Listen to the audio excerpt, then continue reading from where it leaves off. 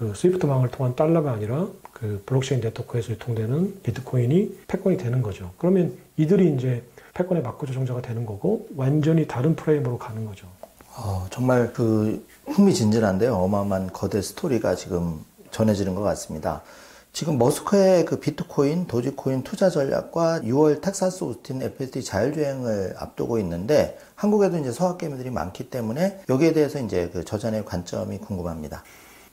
아까 말씀드렸듯이 그 일론 머스크는 그 AI와 그리고 그거를 어떤 채널로 해서 전 세계의 에너지의 밸류 체인을 이제 다시 짜고 그 에너지 밸류 체인의 독점적인 사업자가 되겠다라는 인물이거든요. 그러니까 굉장히 급격하게 지금 발전을 하고 있지만 사실은 그 일론 머스크가 그리고 있는 그 비전으로 따지면은 지금 현재 첫 계단 정도에 와 있다고 생각해요. 아까 얘기했듯이 이제 규제 프레임이 가장 큰 문제인데 그러면 그 규제 프레임조차도 현재 기득권들이 짜는 프레임이에요. 그러니까 일단 그 가장 대표적인 게 안전성이잖아요. 그 일단 자율주행차가 지금 미국의 도로를 기술적으로 달릴 수 있는데 사실은 이게 사람이라는 게 익숙한 거는 옳다고 받아들이니까 그렇지만 제가 경험해 봐도 저희 아버지가 이제 86세까지 운전을 하셨는데 86세 노인이 운전대를 잡는 거는 지금 초기 단계의 자율주행차가 막 돌아다니는 것보다 훨씬 위험해요. 실제로 그렇거든요. 근데 86세 노인이 운전을 하는 거는 전혀 규제하는 대상이 없어요. 물론 검사도 여러 번 하고 그 나이에 따라서 운전 자격 검사를 하긴 하지만 형식적이에요. 내가 가서 정신 똑바로 차리고 한번 운전하면 누구나 다 통과할 수 있어요.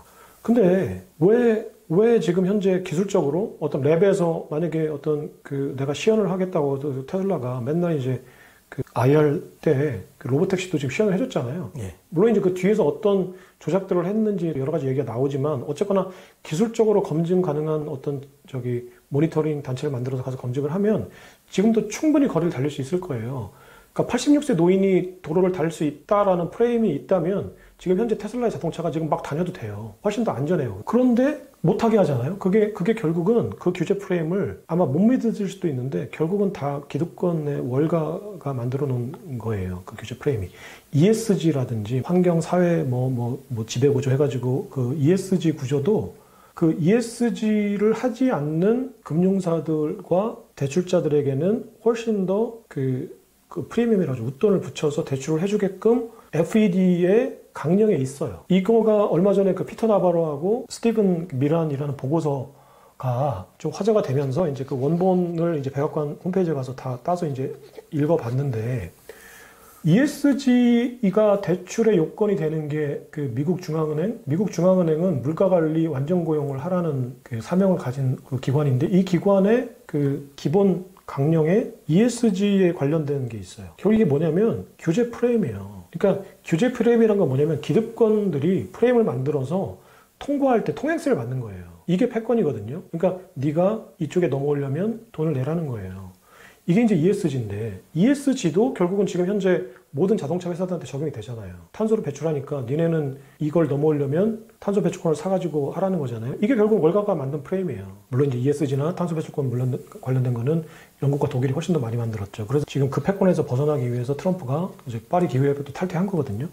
이게 그냥 단순하게 트럼프가 그냥 막무가내로 한 게 아니라 이 패권 다툼의 관점에서 봤을 때 ESG와 탄소 제로 경제는 이제 왜냐면 산업혁명 해가지고 그 석탄을 영국이 제일 많이 떼고 제일 먼저 뗐어요. 근데 사다리 거차게 하는 거죠. 자기들은 산업혁명에서 돈을 벌었으니까 이제 중국하고 미국하고 인도한테 야 니네 이제 기후 때문에 더 이상 석탄 못 떼겠는데 그래서 우리 자녀들에게 숨 쉴 수 있는 지구를 물려주려면 탄소 배출권을 사. 그러니까 사실은 탄소를 배출하지 말라는 게 아니죠. 그러니까 지금 중국하고 미국이 석탄하고 석유 안 떼면 그 공장을 돌릴 수 있나요? 그러면 당장에 내일 그냥 그 수천억 원 들여가지고 태양광으로 발전해서 공장을 짓기 전에 못하죠. 결국 얘네가 노리는 건 뭐냐면은 탄소를 만들지 말라는 게 아니라 탄소를 만드는 건 기정사실인데 돈을 내고 만들라는 거예요. 그러니까 모든 규제는 그래요. 니네가 이걸 넘어오려면 돈을 내. 그럼 그 돈으로 나는 돈을 벌 거야. 근데 미국 중앙은행의 규정에 ESG라는 게 있다는 게 말이 돼요. 그러니까 우리가 생각하는 것보다 훨씬 더 치밀하고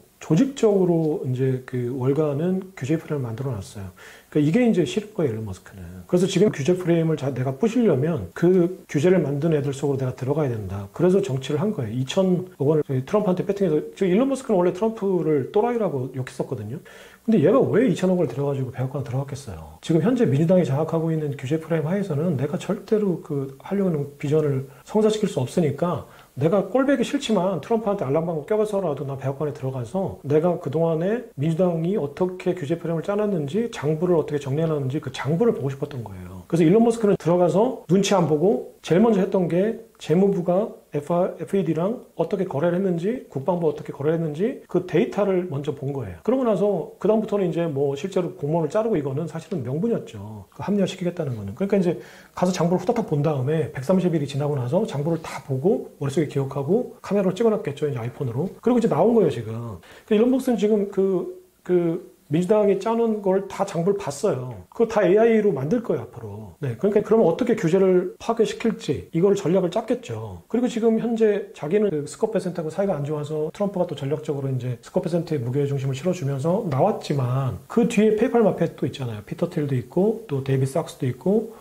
여러 자기 네트워크가 있거든요. 그럼 앞으로 이걸 어떻게 우리 빅테크 기업들이 가서 규제를 풀고 이제 FSD 자율주행을 만들고 그러면 이제 또 도림프를 어떻게 깔고 그러려면은 예산의 비중을 그동안 로켓 마틴에 갔던 예산을 드론과 AI 쪽으로 옮겨야 되고 그동안에 또 뭐 다양성, DEI 포용성 이런 것 때문에 썼던 국제 원조기구 이런 데 썼던 돈들을 또 그러면 새로운 도로인프라를 까는데 써야 되고 하니까 그러면 내가 장부를 일단 뜯어보자. 그랬더니 어처구니 없는 곳에 계속 미국 정부가 돈을 쓰고 있었던 거예요. 그러니까 아까 얘기했듯이 로키드 마틴에 나사 하나 사는데 10만 달러 막 쓰니까 이런 거 다 쓸데없는 돈이다. 쓰지 마라. 이거 아껴서 그럼 어디다 쓸 거냐. 비트코인 사는 데 쓰고 자율주행 도로 시스템 까는 데 쓰고 AI 산업 지원하는 데 쓰고 반도체 산업 지원하는 데 써라. 이렇게 자꾸 프레임을 짜는 거예요. 이게 미국의 패권에 유리하다. 근데 지금 트럼프는 그걸 받아들인 거예요. 그래서 앞으로 트럼프 정권 아래서 이제 많은 규제들이 풀리고 하면 굉장히 폭발적으로 이제 늘어날 수 있는데 처음 그게 이제 자율주행에 대한 도로 통과가 되겠죠. 이미 기술적으로는 데이터가 봐요. 근데 그러면 이제 처음으로 진짜로 세 번째 스텝이라고 하나?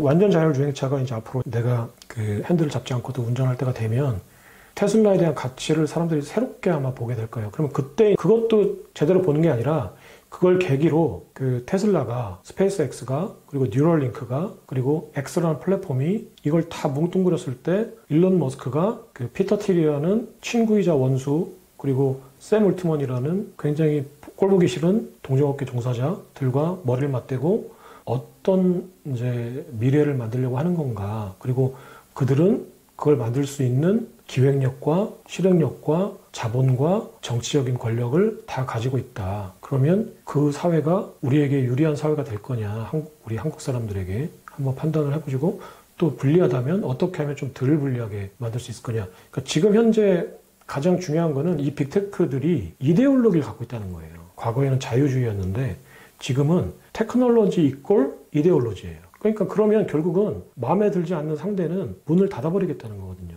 잘라버리겠다는 거예요. 그러면 이 기술 기업들이 가지고 있는 이데올로기가 정확히 뭔지, 이들이 만들려고 하는 사회가 정확히 뭔지를 못 읽으면 거기서 배제당하는 거예요. 근데 금융들은 대출자였기 때문에 대출을 많이 해주는 게 좋지 않아요? 그러니까 무조건 대출을 많이 해줘야 돼요.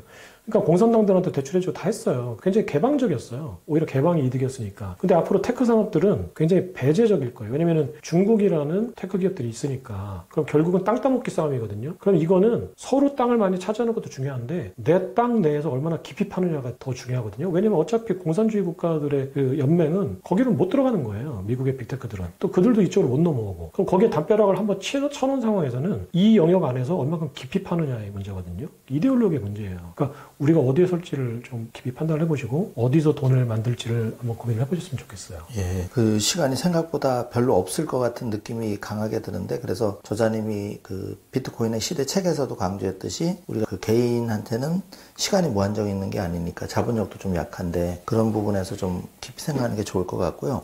내 자녀에게 비트코인을 어떻게 투자하는 게 좋을지 부모 입장에서 조언이나 도움 부탁드리겠습니다.